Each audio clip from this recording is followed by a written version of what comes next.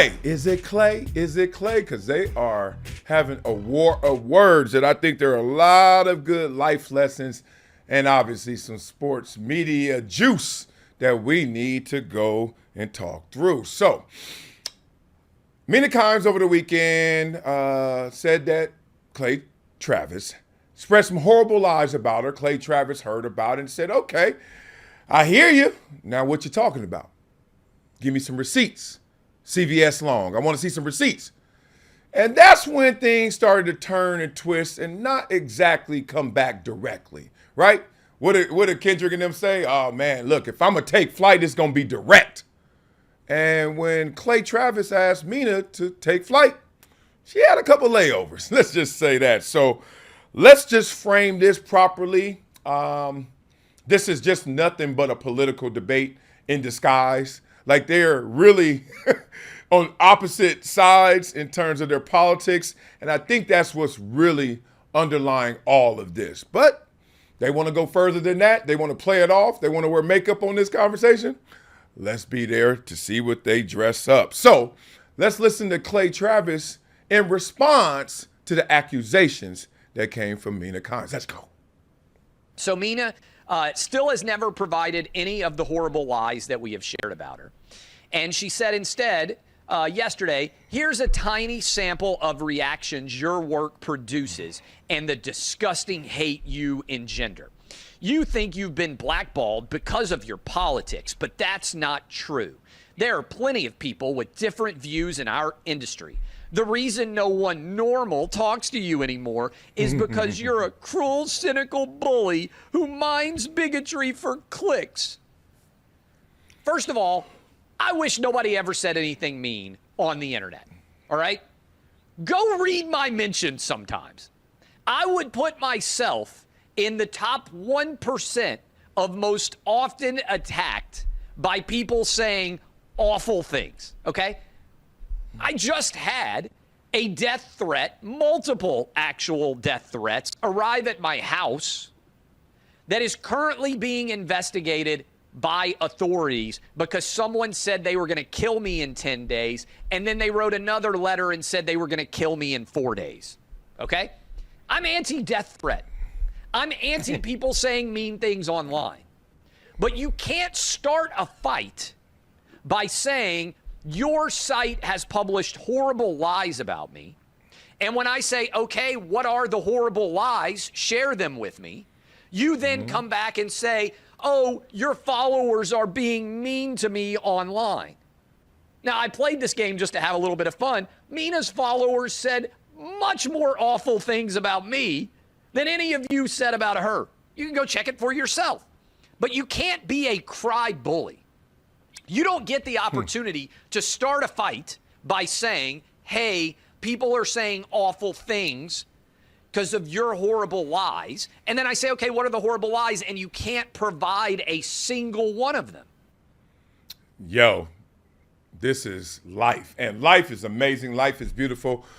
I remember working and foreshadowing moments like this where I knew that there was going to be friendly fire, that I knew there was going to be a civil war amongst peers because all of the energy that was being directed towards sports and athletes and us sitting there in these suits and, you know, we're sitting there on this air-conditioned studio and this big old desk and our manicured nails, not colored, but manicured nails, and we sitting there just talking.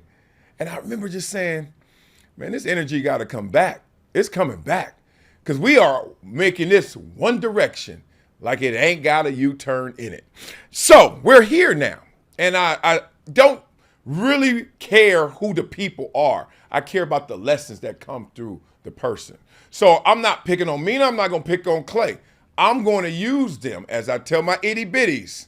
I won't make an example out of you, but I will use you as an example, right? As I should be used as an example. This really boils down to a couple of things. One, I think Mina Kimes, because she hasn't provided the receipts, at least by Clay's account, and by a lot of people's account that I've seen on the internet doing my research for this story. I haven't heard direct receipts. So what's really at play is she thinks like a lot of people think, that I'm responsible for their response. I'm responsible for their response. I give it to you like it was given to me. Back in the days, no one wanted to play in Boston if you were black. It was Boston's racist. Even though coming out of Columbia, I trained in Boston for 6 weeks and had no issues, of course. Used to stay go to Hotel Commonwealth, all that kind of stuff, etc. This is when I was training in the league, all that. I've been to Boston several times, never a problem.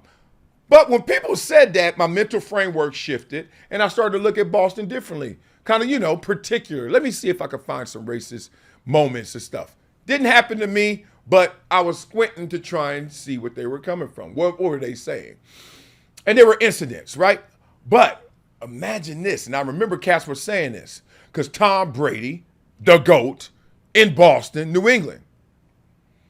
This is like NFL level.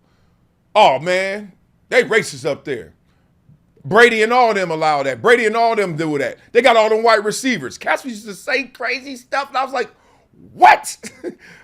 The fan base is racist, all of them? Okay, the fan base is because they're in Boston. Oh, because he's the leader of the team, the best team, the dynasty in Boston, then he's allowing it, or he's responsible for it, or he isn't shutting it down, mitigating it. What Tom Brady got to do with them being racist the few times you heard or seen racism? You get it?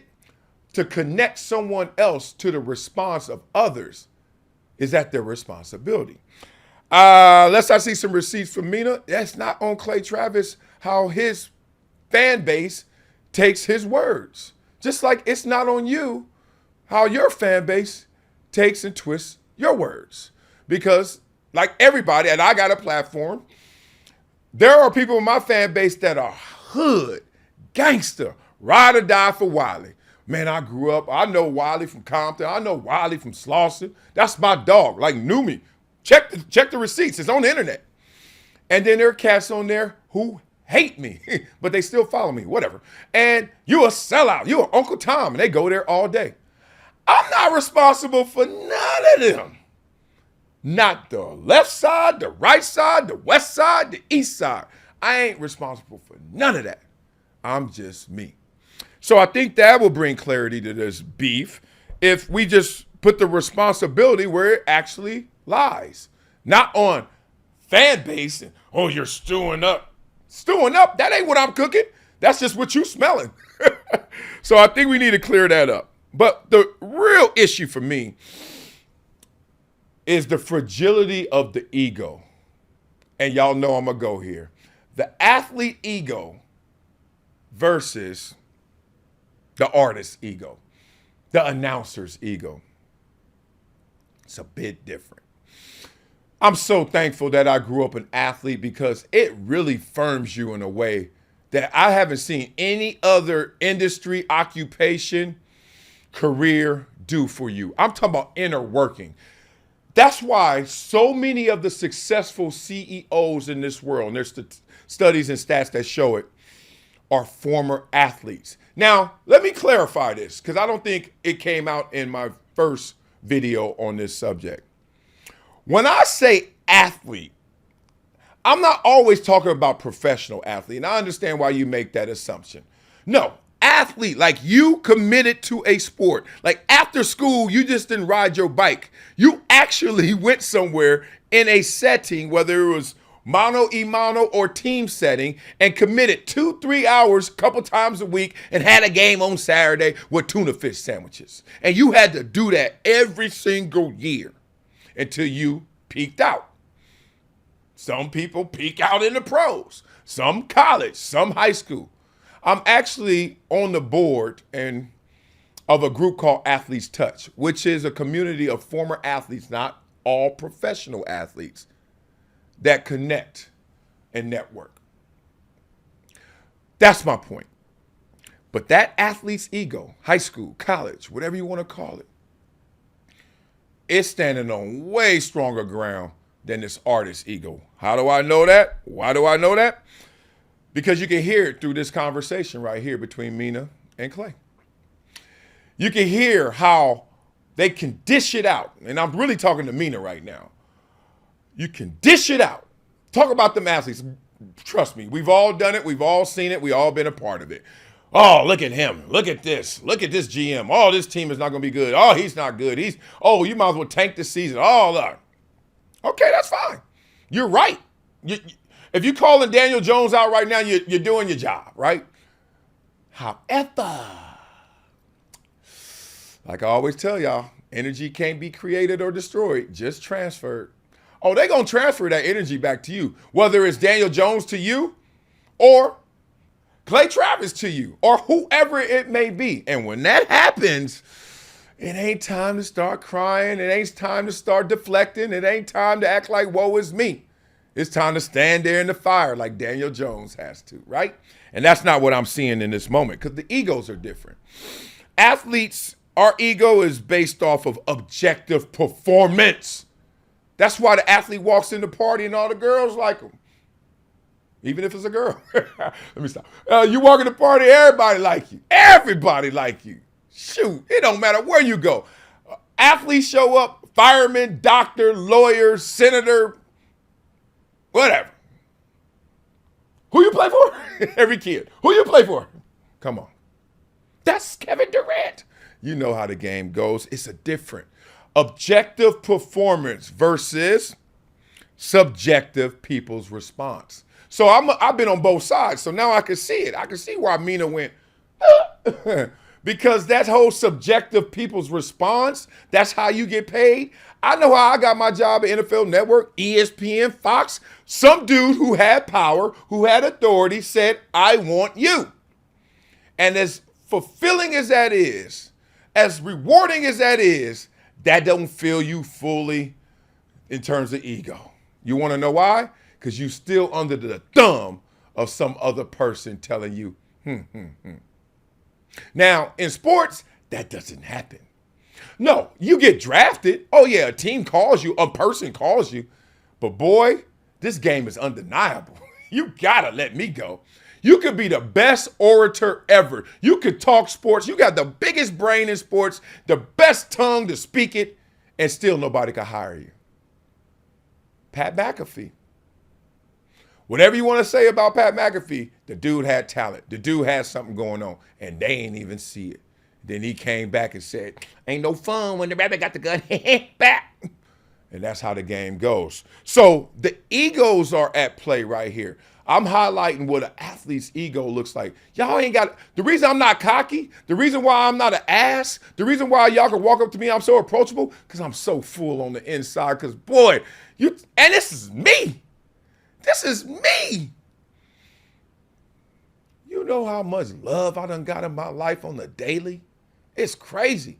Athletics gave me that base. That's why I'm so protective of athletics, because I know what it can do for kids. I know what it could do for our world. It's the last community we have in this country. Yes, I said it. Religion is splintered. Religion, you go to church, cats are looking at they watch and they phone, red zone, and talking about, hey, Pastor, when you going to wrap this up, B?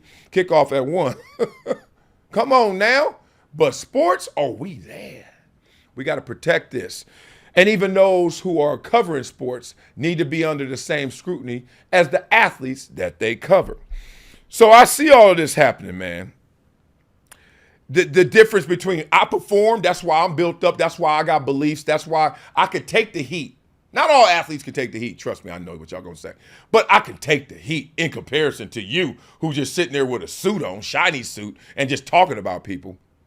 Okay, let me talk about you. This conversation took a turn.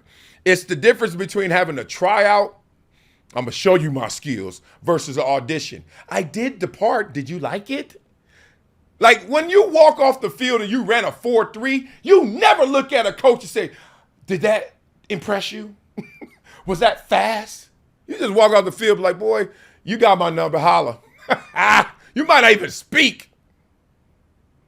You could kill an audition and you still looking at them like, how was that? Kill a workout. Y'all looking at me. It's a big difference, man. So I'm just trying to bring a little more accountability to the situation. And frankly, whatever level of grandstanding this was, because I just want to see receipts. You know, we really, when athletes say something, an athlete can sneeze and the whole sports media is like, bless you, because they listening for every single thing, every single word. Aaron Rodgers takes one misstep, whatever it may be. And I don't even think it's a misstep that I missed some of these workouts, but I digress. Oh, we on his head. Okay, that's fine. Like I told you, I'm not creating the energy. I'm not going to destroy it either. I'm going to transfer it. So y'all want to be on Aaron Rodgers' head, huh? Well, where them horrible lies at? Oh, you ain't got them receipts? Oh, okay. It one day may be me. Oh, it already has been me. Y'all know what's up with me. And when it comes to me, the next day I'm on this thing telling y'all what's the real from the fake. So I just want them to understand the police are out here policing the police. And if you got receipts, let's see them. But if you don't, please, don't cry about it. Don't cry about it. All right, y'all better go to projecttransition.org and donate to these itty bitties. We got to make sure these kids have it good growing up, or at least something to do.